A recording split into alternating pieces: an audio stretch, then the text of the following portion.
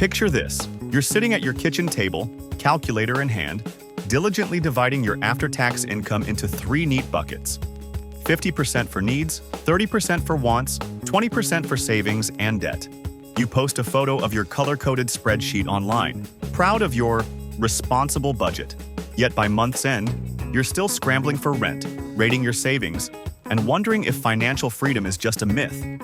Sound familiar? You are not alone. Millions of people are clinging to the 50-30-20 rule because it's simple, memorable, and it feels like discipline. Financial gurus have lauded it for 2 decades, and countless bloggers preach its gospel. But here's the harsh truth.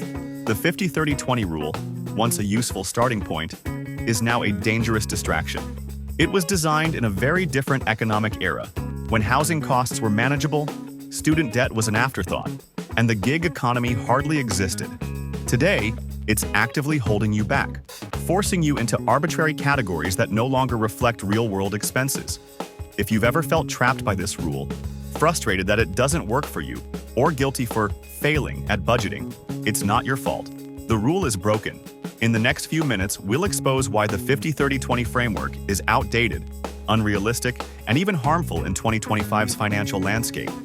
Most importantly, we'll show you exactly what you should do instead. A flexible, priority-based budgeting system that actually aligns with your unique goals, income, and life stage. Why 50-30-20 worked then? Back in 2005, Senator Elizabeth Warren and her daughter Amelia introduced the 50-30-20 rule in their book, All You're Worth.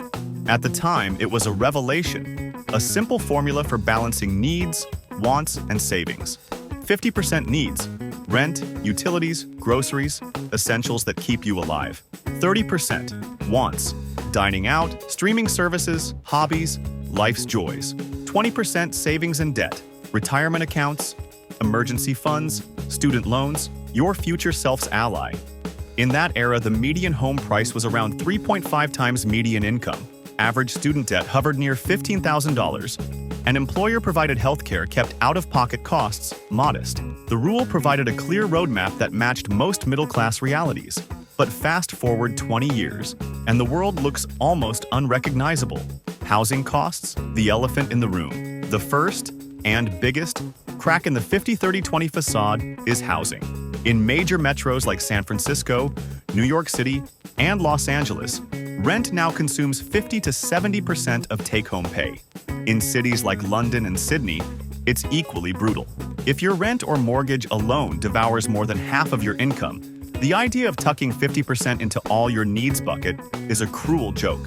You'll end up cutting corners on groceries, skimping on utilities, or worse, raiding your saving bucket to pay next month's bills. According to Zillow, the average U.S. rent has increased by 37% since 2015, while median wages have risen only 15%. That disparity means housing alone can eclipse the entire needs allocation, leaving zero margin for everything else.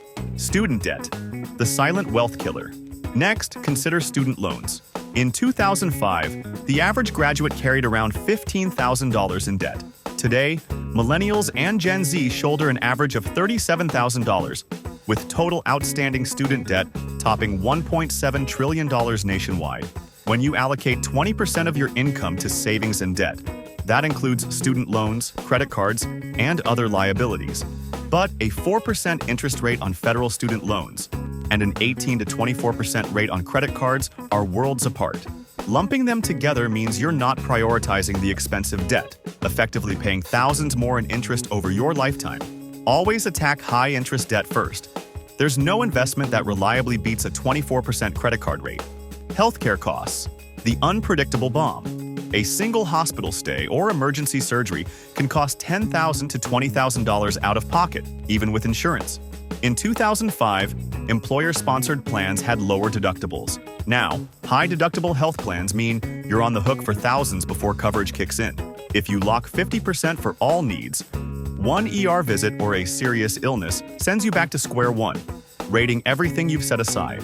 The average U.S. household spent $5,300 on healthcare in 2020, up from $3,700 in 2010, a 43% increase in a single decade. Income volatility, the gig economy conundrum. Full-time stable employment is no longer the norm. Today, 35% of workers engage in freelance or gig work. Income can fluctuate wildly month to month. The 50-30-20 rule assumes a fixed paycheck, a luxury many freelancers, contractors, and side hustlers cannot count on. One dry spell means needs go underfunded, wants evaporate, and savings freeze entirely. Inflation, the slow erosion. Since 2020, inflation has averaged 3 to 4% annually, driving up the cost of groceries, utilities, and basic services. A fixed 50% for needs quickly becomes inadequate, forcing you to cut corners or dip into savings. A budget must be dynamic, adjusting to rising costs. Rigid percentages fall short when prices shift faster than wages. The gray zone, needs versus wants. Life isn't black and white. The 50-30-20 framework forces you to label every expense as a need or a want, but reality is often gray. Professional courses could boost your salary. Are they a need or a want? A streaming subscription eases stress after work. Is that self-care, need, or pure fun? Want? A monthly therapy session is vital for mental health. Need or want? These ambiguities lead to analysis paralysis, or worse, burying true priorities under arbitrary categories. Debt lumping. Treating all debt equally. By packing all debt, from 4% student loans to 22% credit cards, into the 20% bucket, the rule forces you to split your repayment efforts.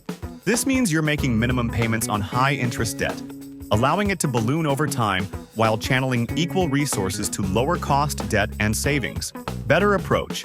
Snowball or avalanche method. Attack the highest interest debt first. Use found money, bonuses, tax refunds, to accelerate payoff. Savings rate, beyond 20%. 20% might sound substantial, but it often combines retirement contributions, 401k, IRA, emergency fund buildup, short and mid-term goals, vacation, home down payment, debt repayment. To truly secure your future, many experts recommend saving 25 to 30% just for retirement, not including debt or other goals. Separate your retirement target from your short-term priorities. Don't let one starve the other. Wants trap. The psychology of fun money. Allocating 30% to wants often turns into a permission slip for lifestyle inflation. You see that 30% and think, okay, time to upgrade my phone, or weekend trip. This undermines wealth building by channeling significant chunks of income into instant gratification, rather than strategic investments or debt reduction. Most high earners maintain a modest cost of living, funneling the surplus directly into investments. Income-blind advice. One size fits few. The 50-30-20 rule assumes your financial reality is the same as everyone else's. Someone earning $30,000 a year can't possibly live on 50% for needs in a major city. Conversely, someone making $200,000 might comfortably live on 40%, investing the rest. Your budget should adjust to income level, geography, and life goals, not a universal formula. A new blueprint. Priority-based budgeting. Stop forcing your life into someone else's percentages. Instead, adopt a priority-based system. Define your goals. Debt-free by X dollar emergency fund. Y % retirement savings per year. Calculate real needs. Aim for rent/mortgage under 30 to 35% of income if possible. Base emergency fund on actual monthly expenses. Attack high-interest debt. Prioritize greater than 8% interest rates for fastest returns. Allocate for investment. Automate 15 to 20% to retirement accounts. Separate brokerage for other goals. Set a flexible discretionary fund. Adjust based on your lifestyle stage and values. Review quarterly to adapt to changes. Track, review, repeat. Use apps like YNAB, Monarch, or Personal Capital. Break down every dollar, every week, every month. Income optimization, your highest leverage move. Most budgeting advice assumes your income is fixed. By increasing income by even 10%, you can fund both your needs and your goals without painful cuts elsewhere. Invest in your skills and let your earnings growth do half the work for you. The 50-30-20 rule served a purpose decades ago, but it's time to evolve. Build your own priority-based, zero-based, flexible budgeting system. And never forget, your budget should serve you, not enslave you. Subscribe to Finance Facts for weekly, no-fluff deep dives into the real strategies that will set you free. This is Finance Facts, helping you build your future, dollar by intentional dollar,